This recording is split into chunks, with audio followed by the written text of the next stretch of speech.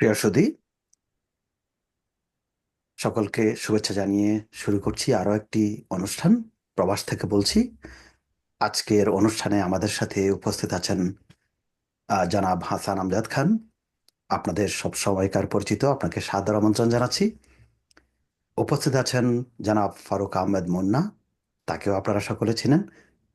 ফারুক আহমেদ মুন্না, আপনাকে স্বাগত জানাচ্ছি আজকের অনুষ্ঠানে। ধন্যবাদ হারুন ভাই। ধন্যবাদ প্রবাস থেকে বলছি যারা দেখছেন, এবং আহ, যিনি আমার সাথে আছেন অত্যন্ত পরিচিত মুখ হাসান ভাই, আপনাকে স্বাগত। আমরা আসলে আহ, আহ, প্রথমেই হাসান ভাইয়ের কাছে যাব আজকে। যে ব্যাপারটি নিয়ে আমরা কথা বলবো সেটি প্রথমেই হাসান ভাইয়ের কাছে নিতে চাই। সেটি হলো জাতীয় নির্বাচন আগে নাকি আহ, আহ, স্থানীয় সরকার নির্বাচন আগে। আসলে আপনি কোন নির্বাচনটা আগে হলে বাংলাদেশের জন্য সুখময় হতে পারে বলে মনে করছেন? থ্যাংক ইউ, আপনাকে অনেক ধন্যবাদ একটা সময় উপযোগী বিষয় উপস্থাপন করার জন্য।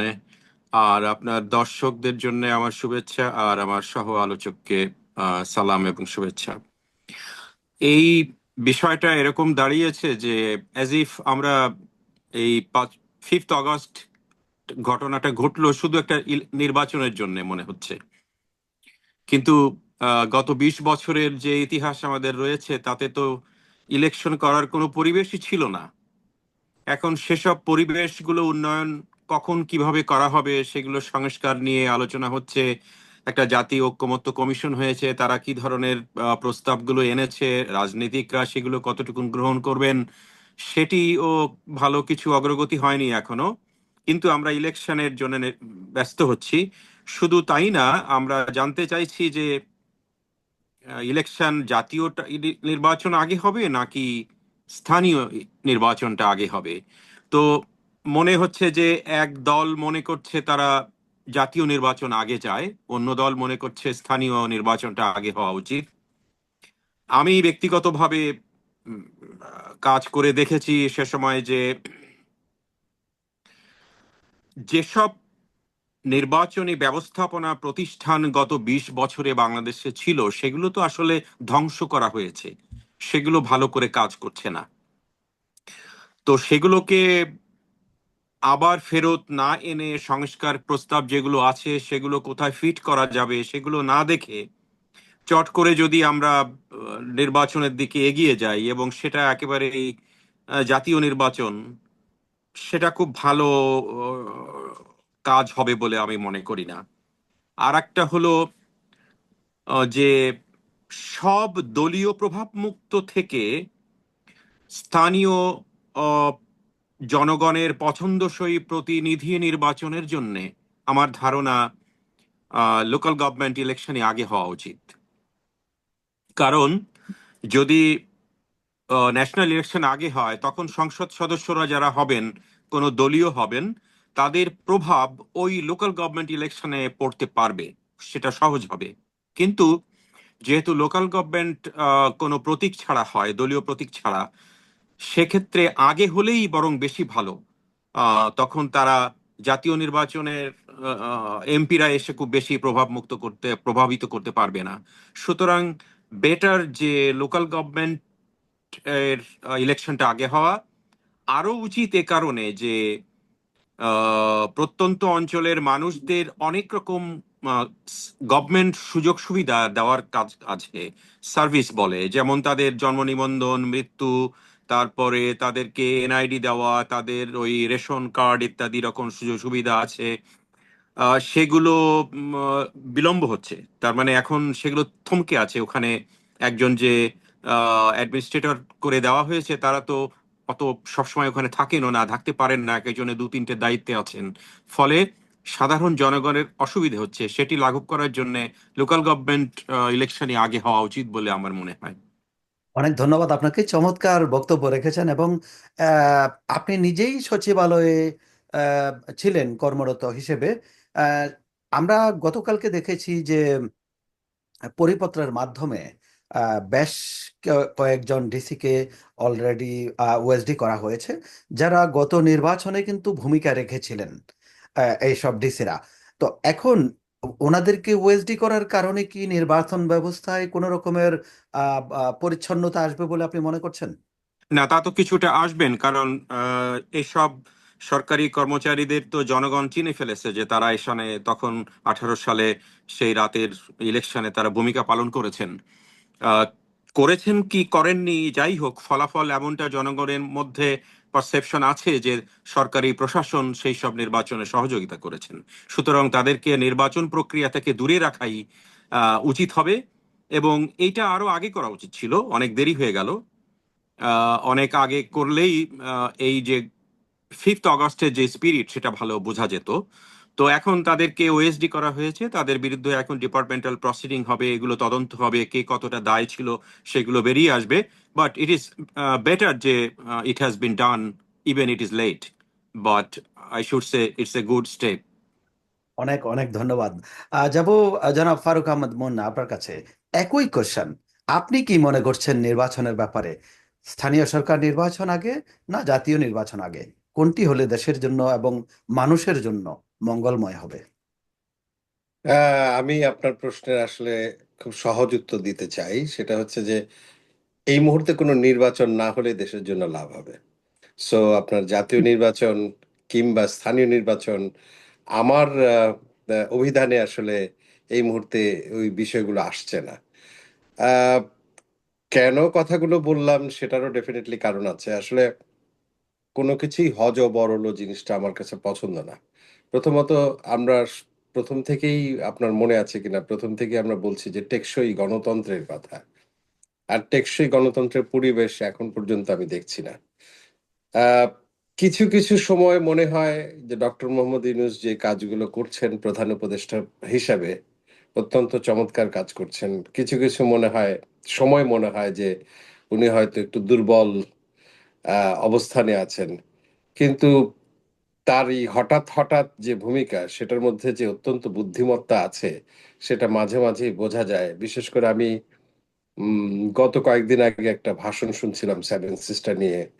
আহ, তার যে বক্তব্য, অসাধারণ একটা বক্তব্য। মানে আমার এবং পাশাপাশি আহ, রাজনীতিবিদদেরকে বলা হয়েছে যে কারা কারা সংস্কার চান, কারা কারা চান না, কারা কারা কিভাবে চান, প্রত্যেকটা কতটুকুন জিনিস চান? হুম। কতটুকু চান, প্রত্যেকটা জিনিস উনি ওয়েবসাইটে দিয়ে দিতে চাচ্ছেন রাইট। জনগণের জন্য।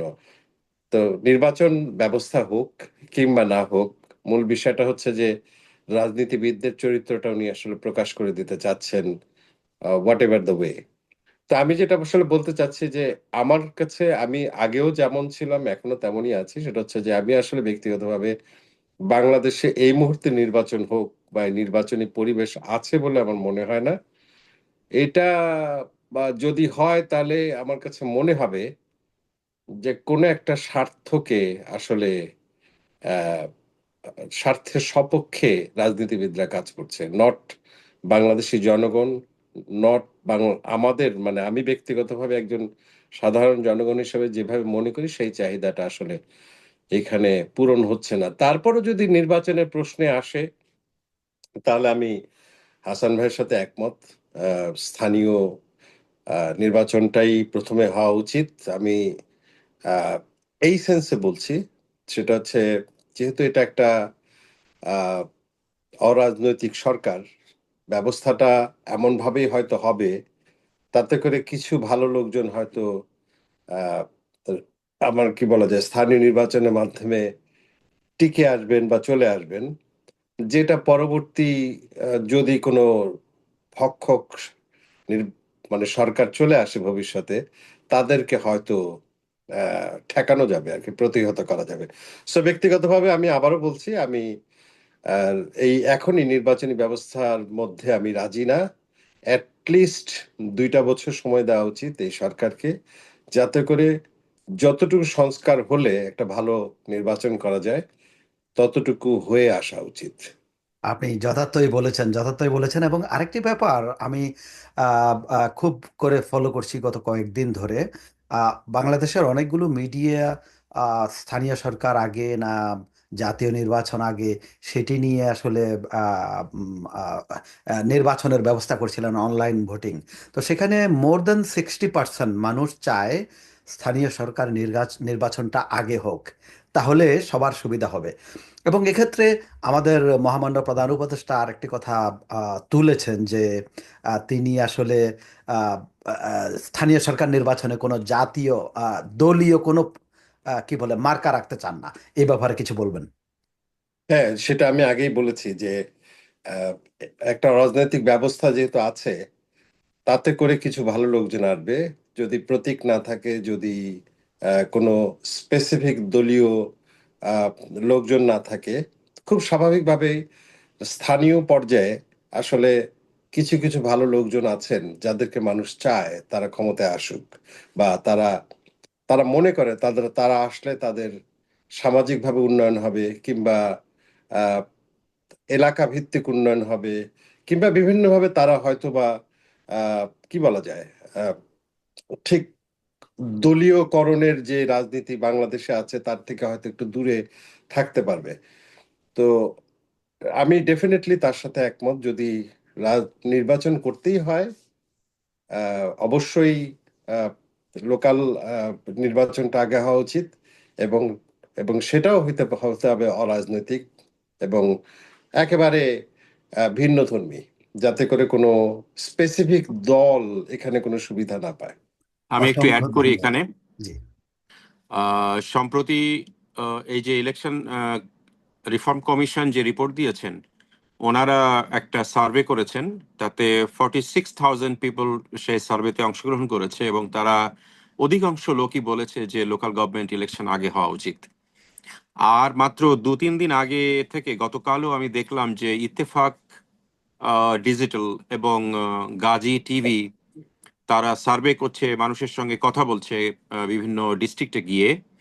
তো তাদের ম্যাক্সিমাম লোকই বলছে যে আমরা স্থানীয় গভর্নমেন্ট ইলেকশন আগে চাই।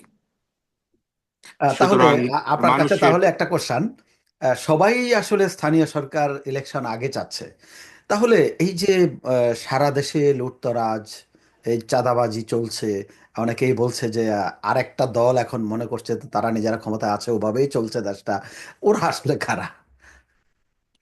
আচ্ছা এইখানে তো ওই যে একটু ভাই আগেই আমার সহ আলোচক বলছিলেন যে আমাদের রাজনীতিকদের যে চেহারা, সেটা এখন ভালো করে বোঝা যাবে ইলেকশনের সময় যত কাছাকাছি হবে।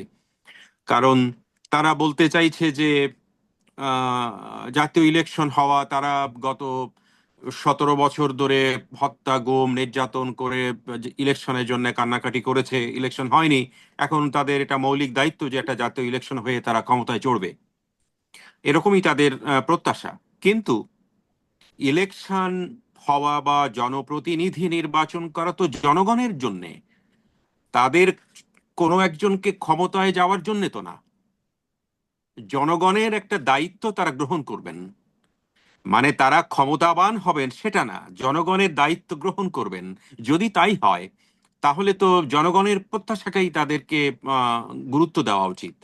কেন তারা দিচ্ছেন না আমি ঠিক জানি না।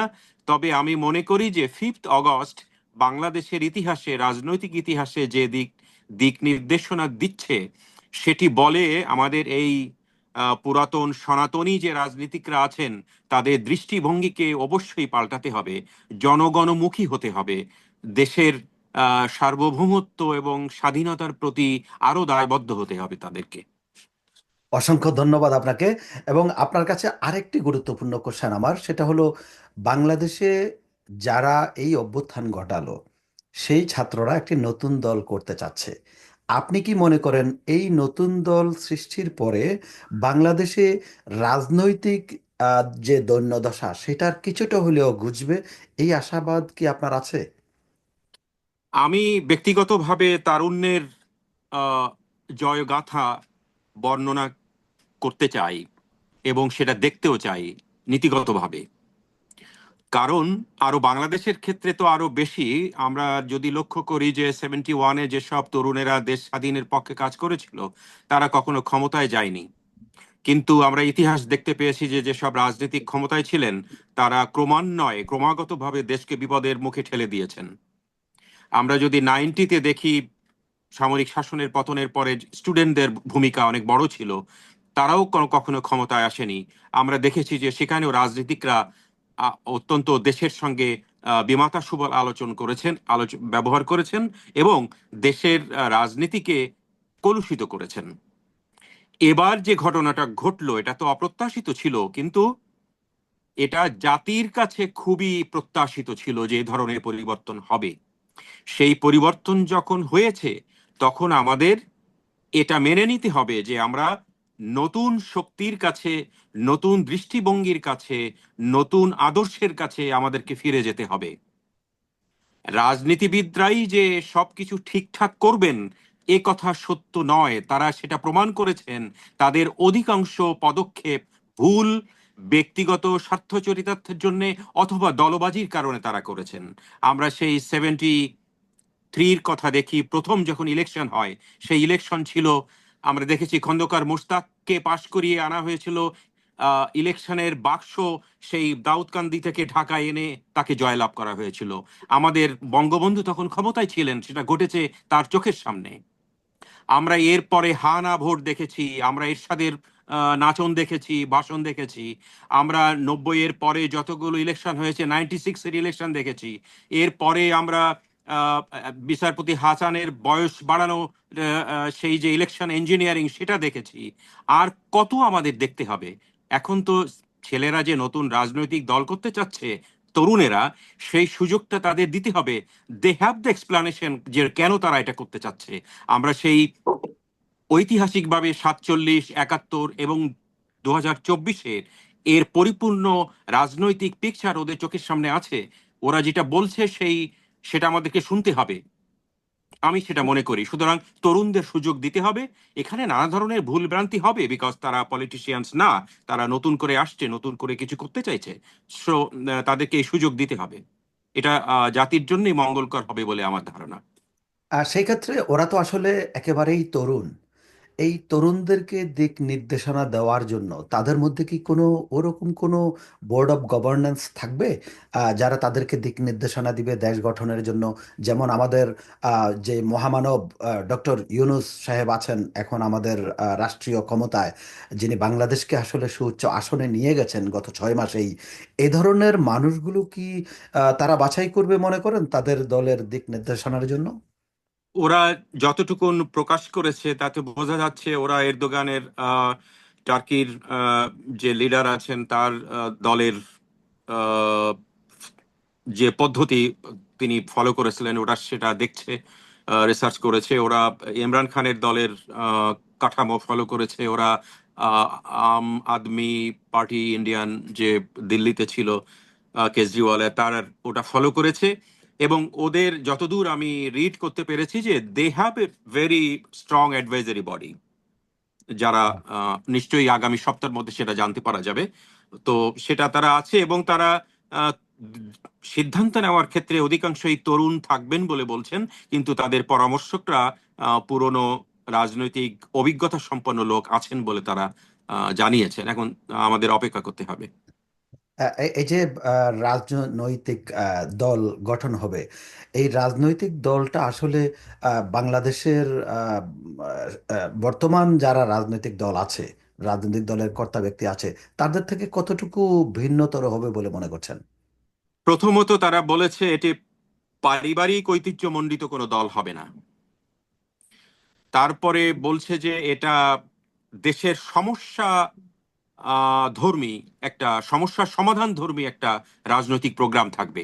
ফর এক্সাম্পল, ওরা বলতে চাইছে যে আমাদের দেশের এই যে শহরে যে আছে যানজট, সেটা নিয়ে রাজনীতিকরা কি ভাবছে সে সম্পর্কে কেউ কোনো কথা বলে না। ওরা এই ধরনের সমস্যা নিয়ে আলোচনা ভিত্তিক, সমাধান ভিত্তিক রাজনীতি করবে। Very progressive idea. ইউরোপের সব দেশগুলোতে এগুলো হয়। যেমন আরো একটা কথা আছে, এই যে আন্তর্জাতিক সম্পর্ক কি রকম হবে, এই যে ভূ রাজনৈতিক ইন্টারন্যাশনাল পলিসি কি ধরনের হবে, সেগুলো নিয়ে ওরা আলোচনা করবে, জনমত যাচাই করবে, মানুষকে ইনভলভ করবে। এটাই হচ্ছে যে প্রকৃত রাজনীতির চেহারা আধুনিক। ওরা সেইটা করবে। এই ধরনের ভিন্নতা আছে ওদের কার্যবলিতে। দেখা যাক সেটা কতদূর তারা করতে পারে। এটা তো আসলে প্রত্যেকেই আহ, দল গঠনের আগে, ভোটের আগে অনেক কথা বলে থাকে। যেমন আমাদের আগের প্রধানমন্ত্রী, তিনি এবারের প্রথম নির্বাচন সেই 90-এর দশকে বলেছিলেন যে আমাকে যাতে টিভিতে প্রতি সপ্তাহে একবার এবং 1 মিনিটের বেশি না দেখানো হয় এবং দেখানো যাবে না। আসলে তো আহ, ওনাকে নিয়েই ব্যস্ত ছিল সব টেলিভিশন শেষ পর্যন্ত। এ ব্যাপারে কি বলবেন? হ্যাঁ, এটা একটা ভালো কথা বলেছেন। আমি আপনাকে একটু ইতিহাসের দিকে তাকাতে বলবো। 72-3-4-এর দিকে যখন জাসদ তৈরি হয় ছাত্রলীগ ভেঙে, তারা কিন্তু ওই আহ, মুজিববাদ থেকে বেরিয়ে এসে আর একটা দল করলো। বাংলাদেশের রাজনীতিতে এই জাসদ হলো, to my sense, the most educated culprits of domestic politics. ওরা দেখেন যে কেউ আর নেই, কিন্তু আবার আছে। যত রকম কুৎসা কদাকার কথা ওরা বলে চলেছে রাজনীতিতে, সে আপনি সাংবাদিকতায় দেখবেন, রাজনীতিতে দেখবেন, আইন অঙ্গনে দেখবেন, ওরা সবসময় একটা যন্ত্রণা, একটা প্যাচ লাগানো কথা বলে থাকবে। ওই ওই ওদের মাথায় এগুলো ঢুকে আছে। এই সব সমাজে, সব সংসারে এই ধরনের লোক থাকে। ওরা সংখ্যায় এখন খুব বেশি নেই, কিন্তু সব জায়গায় আছে। ওরা দেখবেন, আপনি এই এখন যে মিডিয়া টিডিয়া কথা শুনছেন, ওরা আছে তার সঙ্গে। ওই প্যাচ লাগানো একটা কথা বলবে যে, ও, যা আমি জানতাম ডক্টর ইউনূস কি করবেন, এই যে একটা করে দিল কথা।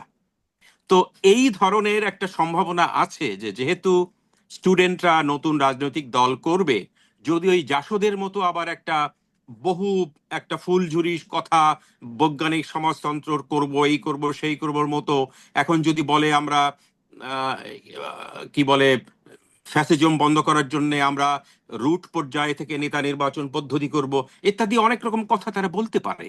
কিন্তু দেখতে হবে ভবিষ্যতে তারা কতটা বাস্তবসম্মত, জনগণ ও নন্দিত সিদ্ধান্ত গ্রহণে অভ্যস্ত হয়ে ওঠে সেটা। অনেক অনেক ধন্যবাদ জনাব হাসান আমজাদ খান, আপনাকে অনেক চমৎকার বিশ্লেষণ আপনার। আশা করি দর্শকদের ভালো লাগবে। যাব জনাব ফারুক আহমদ মুন্না আপনার কাছে। আপনি কি মনে করছেন যে নতুন রাজনৈতিক দল ভবিষ্যতে তাদের আখের গোছানোর চেষ্টা করবে না? আহ আখের গোছানোর চেষ্টা তো যে কেউই করতে পারে, তবে আহ আগের পার্টিগুলো, আগের দলগুলো আর এই দলটার মধ্যে একটু বেসিক পার্থক্য আছে। পার্থক্যর জায়গাগুলো আমি একটু বলছি। প্রথম জিনিসটা হচ্ছে, তারা তরুণ জেন জি যাদেরকে বলা হয়, তারা কিন্তু মুক্তিযুদ্ধের ধারে কাছেও নাই। তো আর বাকি যে দলগুলো, তাদের আহ, মানে বাংলাদেশের জনগণের কাছে বিক্রির একমাত্র সম্বলই ছিল মুক্তিযুদ্ধের চেতনা কিংবা ওই রিলেটেড যা কিছু। এক্ষেত্রে আমি যদি একটু বলি আপনাকে, মুক্তিযুদ্ধের চেতনাটা হলো আমাদের জাতীয় চেতনা। এখানে কোনো রাজনৈতিক দল এটাকে বিক্রি করে ফায়দা লোটার তো কোনো কারণ আসলে দেখি না, তাই না? আমি এটা বলছিলাম, বাংলাদেশের প্রত্যেকটা মানুষের একটি ব্যাপার। না না না, আমি বলছি যে মুক্তিযুদ্ধে আপনি আহ, আমেরিকার কথা ধরেন, তাদের 4th of জুলাই, তাদের ইন্ডিপেন্ডেন্স ডে, এছাড়া বাকি সময় আপনার চেতনা টেতনা নিয়ে তো কোনো কাজ হয় না। আমি আমেরিকার কথা, আমার ডেফিনেটলি কম্প্যারিজন আনা উচিত না, আমি জাস্ট কথার কথা বলছি। না, আমরা আনতে কিন্তু পারি, যাতে আমার আমেরিকার কথা বললে যদি আমার বাংলাদেশের মানুষ কিছুটা হলেও শুনতে চায় যে আমাদের এখানকার আর ওখানকার পার্থক্য কি, তাহলে সেটি অবশ্যই বাংলাদেশের মানুষের কাজে লাগবে বলে মনে হয়।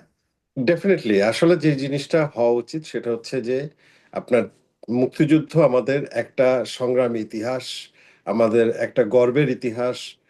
সেরকম করে আমাদের এইটা ফেব্রুয়ারি মাস আমাদের ভাষা আন্দোলনও তাই। আমি বলছি এগুলো আমাদের থাকবে, এগুলো আমাদের ইতিহাস। এই ইতিহাস থেকে আমাদের শিক্ষা নিয়ে চলতে হবে।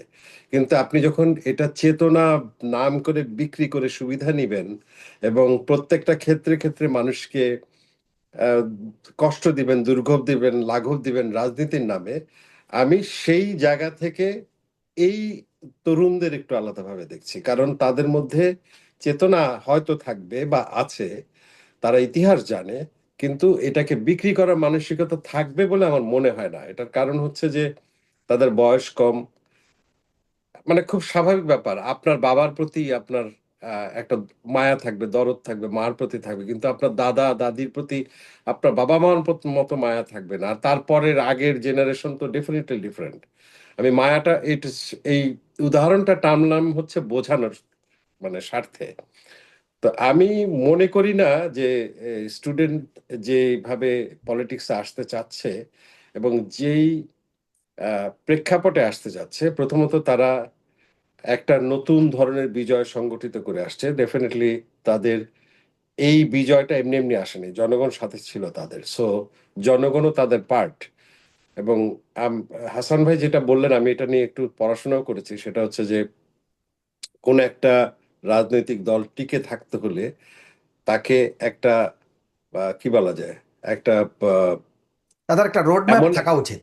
একটা একটা প্ল্যাটফর্ম থাকতে হয় যেখানে সবার অংশগ্রহণ থাকে। এই জিনিসটা যদি তারা নিশ্চিত করতে পারে, আমি সবার অংশগ্রহণ বলতে আমি দুর্নীতিবাজদের বোঝাচ্ছি না, আমি বোঝাচ্ছি যারা দেশের জন্য তাদের কল্যাণকর এরকম লোকদের, যেটা আম আদমি পার্টি করেছে। আন্না হাজারের, আপনি দেখেন আন্না হাজারের তৈরি আম আদমি পার্টি, কিন্তু উনি কিন্তু ক্ষমতায় আসেননি, আসলে আসছেন হচ্ছে কেজরিওয়াল। তো আমি যেটা বুঝাতে চাচ্ছি যে তারা, কিংবা ইমরান খান, কিংবা আপনার ওই যে এরদোয়ান, তারা কিন্তু সুশীল লোকজনদেরকে নিয়ে নিজ পার্টিটা ফর্ম করেছে, যার কারণে প্রত্যেক জায়গা থেকে তারা জনমত তাদের পক্ষে পেয়েছে। এই জিনিসটা তারা যদি বজায় রাখতে পারে তাহলে তারা টিকে থাকবে, আদারওয়াইজ তাদেরকে ঝরে যেতে হবে। বাট মূল বিষয়টা হচ্ছে আপনার নতুন জেনারেশন আসতেই হবে। ওরা যদি ভুল করেও থাকে, পরবর্তী আরেকটা জেনারেশন আসবে, তারপরেও আরেকটা জেনারেশন আসবে, নতুনদের দায়িত্ব নিতেই হবে। এটা হচ্ছে মূল কথা। আরেকটা প্রশ্ন একেবারে রিলেটেড আমাদের, মানে জাতি হিসাবে তো আমরা পোল্টিবাজ, জি। অথবা ডিগবাজ। ওই যে হুম। ডিগবাজ নিয়ে জায়েদ খান নিয়ে সবাই মজা করে, হুম। হুম। বাংলাদেশের নায়ক জায়েদ খান নিয়ে। তো আমাদের বাংলাদেশের চরিত্রই তাই। চরিত্রই তাই। এখন এই যে ডিগবাজ রকমের মানুষ যেগুলো আছে, এরা কি আবার এই নতুন দলে ঢুকে পড়বে?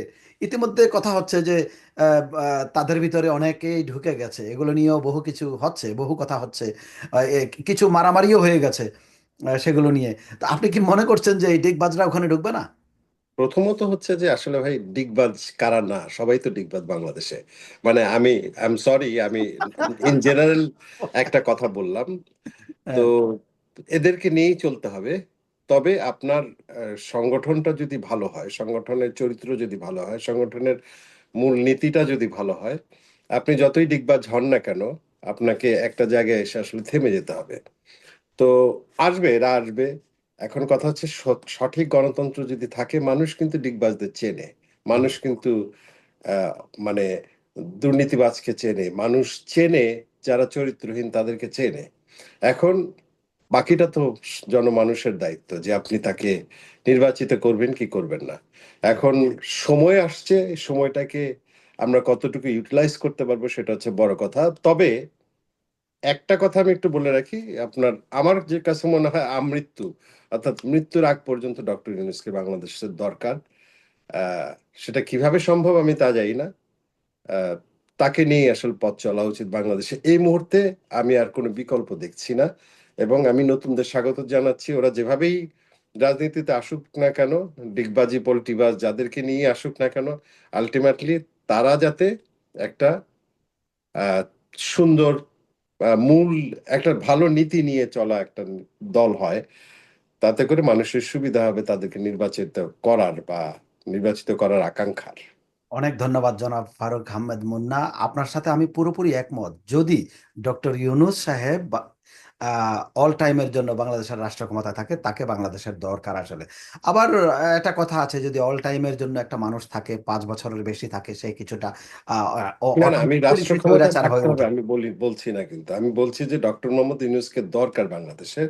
আপনি তাকে কিভাবে ব্যবহার করবেন, সেটা ক্ষমতায় রেখে ব্যবহার করবেন কিংবা ক্ষমতার বাইরে রেখে ব্যবহার করবেন, সেটা অন্য আরেকটা আলোচনার বিষয়। অসংখ্য ধন্যবাদ আপনাকে। অবশ্যই ডক্টর ইউনূস সাহেব আমাদের বাংলাদেশের জন্য সবসময় কাজ করবে বলে আমাদের বিশ্বাস, এবং আমাদের যারা রাজনৈতিক ক্ষমতায় আসবে তারা সেই সুযোগটা দিবেন বলে আমি মনে করি। আমি যাব একটু জনাব হাসান আমজাদ খান আপনার কাছে। আহ, জনাব ফারুক আহমেদ মুন্না বলেছেন যে ডিগবাজি করে যে যেভাবেই আসুক না কেন, তারা কোনো না কোনো দিন থেমে যাবে। কিন্তু আসলে বাংলাদেশে কি ডিগবাজিটা থামছে, দুর্নীতিটা থামছে, এবং থামার কি কোনো লক্ষণ দেখা যাচ্ছে? ডক্টর ইউনূস সাহেবের সরকার কি দুর্নীতিকে কন্ট্রোল করতে পারছে? আচ্ছা, এটাখানে আপনার কতটুকুন সময় আছে? 8 মিনিট। আচ্ছা, না, ওনাকে এই মুহূর্তে মাত্র এই 6 মাসের মধ্যে ওনাকে এই কথা বলার সময় আসেনি যে উনি দুর্নীতি বন্ধ করতে পেরেছেন, উনি পুলিশকে সক্রিয় করতে পেরেছেন, উনি প্রশাসন থেকে সব ডাকাতদের সরিয়ে ফেলতে পেরেছেন। সেটা এখন বলার সময় আসেনি, সেটা কোনোভাবে সম্ভব না। কারণ উনি এ পর্যন্ত এই 6 মাসের ভিতরে 167টা আন্দোলন ফেস করেছেন। ওনাকে বসার পরে কোনো সময়ই দেওয়া হয়নি। এরপরে উনি এই যে উনি উনি তো একটা একটা জার্কিং বিপদাপন্ন একটা প্লেন ড্রাইভ করছিলেন। এটা কি সেটা অনেকটা কোনো বাংলাদেশে, মানে বাংলাদেশ স্বাধীন হওয়ার পর যতগুলো আন্দোলন হয়নি, এই 6 মাসে ওনার বাসার সামনে অতগুলো আন্দোলন হয়েছে? হ্যাঁ, হ্যাঁ, হ্যাঁ, হ্যাঁ। তো উনি সেই প্লেনটাকে কোন রকম সেফলি ল্যান্ড করেছেন। এর মধ্যে উনি কতগুলো আপনার এই সংস্কার প্রতিবেদন পেয়েছেন, সেগুলো এখন যারা রাজনীতিকরা দেশ চালাবেন ভবিষ্যতে, তাদের সঙ্গে উনি বসবেন, আলোচনা করবেন কিভাবে চালাবেন। কিন্তু এই ধরনের অভিযোগ দেওয়া কোনোভাবে উচিত নয় যে ডক্টর ইউনূসের সরকার এই পারেননি, সেই পারেননি, এই করেননি। এটা সত্য যে ওনার সঙ্গে যারা উপদেষ্টা আছেন অধিকাংশই একটু স্লো ধরনের বয়স্ক। তারা এই 5th অগস্টের আন্দোলনের সময় কেউই যুক্ত ছিলেন না, অনেকেই, ওই 3জন স্টুডেন্ট ছাড়া। ফলে এটা একটা বিতর্ক আছে। তাই বলে এটা কখনো বলা যাচ্ছে না যে ইউনূস তো সিন্ডিকেট ভাঙতে পারেননি, ইউনূস তো সেই আওয়ামী প্রশাসকদের সরাতে পারেননি। এগুলো সরাতে মানে এগুলো অভিযোগ করা খুব দুর্বুদ্ধির কাজ। কারণ হলো, উনি যদি 300 জন অ্যাডমিনিস্ট্রেটিভ অফিসার বা সরকারি কর্মচারীকে বাদ দিয়ে দিতেন, কিভাবে উনি আবার তো 300 জন লোক জোগাড় করতে হবে তাকে কাজ করতে গেলে, তাই না? ফলে এগুলো সময় সাপেক্ষ ব্যাপার। তাই বলে সেজন্যই ওনার, বলেছি হাসান ভাই যে ডিগবাজি পোল্টিবাজকে নিয়েই চলতে হবে, কিছু হ্যাঁ, হ্যাঁ, করার এগুলো নাই। নিয়েই উনাকে চলতে হচ্ছে। হুম, ফলে হুম। উনি যে কাজগুলো করছেন, আমি একটা উদাহরণ দেই। উনি ক্ষমতা নেওয়ার 15 দিনের মাথায় যে জাতিসংঘের high commission for human rights কে কমিশনারকে ফোন করে বললেন যে তোমার ফ্যাক্টস ফাইন্ডিং কর্তৃপক্ষকে আমার এখানে পাঠাও, তারা একটা গবেষণা করুক এবং এই হিউম্যান রাইটস কিভাবে ভায়োলেশন হয়েছে তার একটা রিপোর্ট দাও।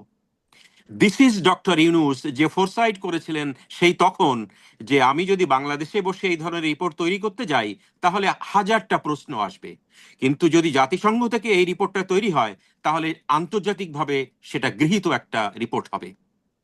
This is doctor Yunus. আপনি কি তো ডক্টর ইউনূস স্যারের যে ডিসি মহোদয়দের সামনে বসে বক্তব্যটা শুনেছেন? হ্যাঁ, তার বক্তব্য চলাকালীন অনেক ডিসির এভাবে এভাবে করে ঘুমাইতে আপনি কি দেখেছেন? আমি জানি, আমি আমি ডিসিদের তো জানি। সুতরাং ওগুলো অনেকেই অনেক বলে, বিরক্ত হচ্ছিল মনে হয়, অনেকে এভাবে ছিল। বিভিন্ন রকমের অঙ্গভঙ্গি, আমি কিন্তু পুরো ভিডিওটা বেশ কয়েকবার দেখেছি। মানে এক একজনের অ্যাটিচিউড বোঝার চেষ্টা না করছি। হারুন ভাই, তারা বোধ হয় ব্যাপারটা হচ্ছে যে মানে বাংলাদেশের প্রেক্ষাপটটা এমন, আপনি যাই কিছু বলেন না কেন যেভাবে আছে সেভাবে চলবে। সো আমি আপনার কথা শোনার বা আপনার কথা মূল্য দেওয়ার কোনো কারণ নাই। তবে হাসান ভাই, সরি আমি আপনার থেকে কেড়ে নিলাম। না, আমি ফাইন। কয়েকটা জিনিস দেখাচ্ছি। সেটা হচ্ছে যে প্রথমত হাসান ভাই যেটা বললেন জাতিসংঘের রিপোর্টটার কথা, আপনার আহ, কতটুকু মানে সম্ভাবনাময় একটা রিপোর্ট, যেটা আসলে একটা কি বলবো যে দলিল হয়ে থাকবে সারা পৃথিবীর জন্য। দ্বিতীয়টা দেখেন আপনি, আমরা বাইরে থেকে কতই চেঁচামেচি, সেন্ট মার্টিন বন্ধ করে দিলে, এই করলো সেই করলো, আজকে দেখেন সেন্ট মার্টিনে প্রকৃতি চেঞ্জ হয়ে গেছে। সেন্ট মার্টিনে এখন আবারও সেই ঝিনুক শামুক ফিরে আসছে তীরে। এখন এর বাতাস, সুন্দর বাতাস তৈরি হচ্ছে। আমরা আশা করছি খুব শিগগিরই বাংলাদেশের যে নৌ পোর্ট, সেটা অনেক বড় হবে এবং সেভেন সিস্টার উপকৃত হবে, বাংলাদেশে একটা বিনিয়োগের সুবাতাস বইবে। এখন এইগুলো সম্ভব যদি উনি থাকেন, এবং আসলে উনি কেন বলবেন না বলেন? আপনি যে যে ভাষণটা, আপনি ভাষণের কথা বলছেন, ইউএতে একজন পরিচারিকা সে ডাক্তারের সার্টিফিকেট নিয়ে গেছে। তা এগুলা আপনাকে তো জানাতে হবে জনগণকে। জনগণ কিন্তু অনেক কিছুই জানে না, এবং তাদেরকে এই দুর্নীতি থেকে একটা স্পষ্ট ভাষা উনি ইউজ করেছেন যে বাংলাদেশকে অগ্রগতি করতে হলে দুর্নীতি থেকে বেরোতে হবে। আপনি ডিগবাজি দেন, পল্টিবাজি দেন, বাট আপনি দুর্নীতি করবেন না। এটাই হচ্ছে আসলে মূল কথা। তো এই ভাষণগুলো দরকার ছিল বাংলাদেশে, এবং এটা আরো বেশি বেশি করে দরকার। সরি অসংখ্য হাসান ভাই, ধন্যবাদ। এখন আপনি। না, দ্যাটস ফাইন, ওয়ান্ডারফুল। আমি এগুলোই বলতে চাচ্ছিলাম। উনি যা করছেন, উনি প্রথমে এসে যখন বক্তৃতা দিলেন তখন কি বললেন, আমরা এক পরিবার, আমরা হতে পারি হিন্দু, মুসলিম, বৌদ্ধ, খ্রিস্টান, এবার, কিন্তু আমরা সবাই বাংলাদেশি, আমরা এক পরিবার হতে চাই। This is the vision of doctor Yunus, this is how he looks at Bangladesh. Right. তো তাকে আপাতত এই আমরা তিনজন ডক্টর ইউনূসের এক পরিবারের সাথে একমত। অবশ্যই অবশ্যই আমি তো একমত।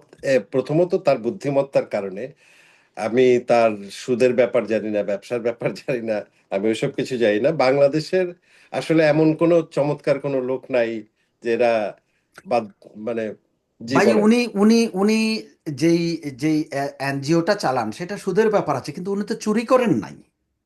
না, আমি যেটা বলতে চাচ্ছি এসব যে এসব নিয়ে আলোচনা করে দরকার নেই। উনি যা করছেন সারা বিশ্ব দেখছে, অক্সফোর্ডের লোকেরা দাঁড়িয়ে থাকে ওনার উনি কথা শোনার জন্য। জি জি বাংলাদেশের জি লোকদেরকে জি এখন এটা স্বীকার করতে হবে। স্বীকার করতে হবে। এবং তিনি বাংলাদেশের অবিসংবাদিত নেতা, শুধু বাংলাদেশের নয়, বিশ্বের অবিসংবাদিত একজন একজন নেতা তিনি, না, প্রথম তবে আমার একটা পাঁচজনের ভুল একজন। ধারণা ছিল হারুন ভাই। আমি ভেবেছিলাম যে ভদ্রলোক হয়তো রাজনীতি খুব একটা ভালো জানেন না, কিন্তু আমার ভুলটা ভেঙে গেছে।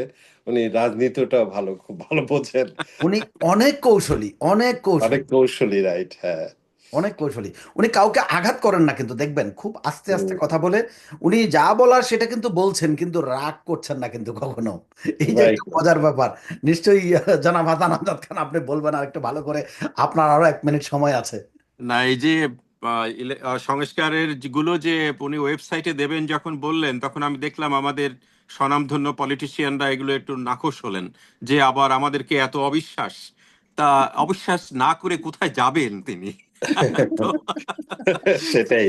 তো ওনাকে আরে, ধন্যবাদ জানাই। আর এখানেই আমি রাখছি আজকে। অনেক অনেক ধন্যবাদ জানাচ্ছি আপনাদের দুজনকে।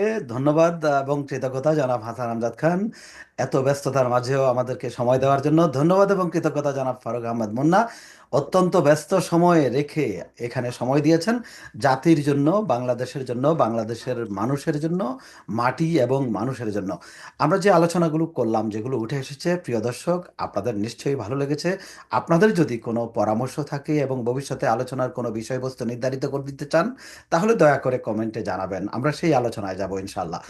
সকলকে শুভেচ্ছা দিয়ে, শুভেচ্ছা রেখে শেষ করছি আজকের মতো এই অনুষ্ঠান। একেবারে যাওয়ার ঠিক আগে একটি কথা একটু বলতে চাই। আমাদের বাফলো সাহিত্য আসরের অনুষ্ঠান রয়েছে আগামী 23 তারিখ, 21শে ফেব্রুয়ারি উপলক্ষে বাফলো সাহিত্য আসর এবং বইমেলা 37তম। আপনাদের যাদের পক্ষে সম্ভব অবশ্যই অংশগ্রহণ করবেন। শুভরাত্রি, আপনাদের দুজনকেও শুভরাত্রি। শুভরাত্রি।